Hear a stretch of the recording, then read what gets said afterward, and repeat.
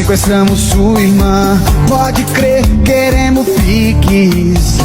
Eu não tenho irmã, brother, irmão tem irmão, tenho irmão, qual o nome? Júlio. Sequestramos Júlio, pode crer, queremos pix. E como eu vou saber se vocês estão com ele mesmo? Espera aí, ele vai falar com você. Ô irmão, aqui é o Júlio, paga o pix pra eles me liberar.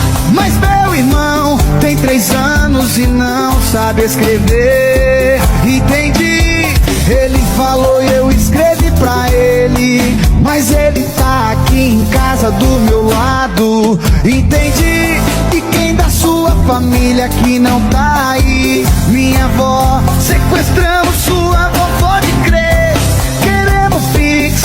Manda o pix agora, senão vai ficar sem sua avó.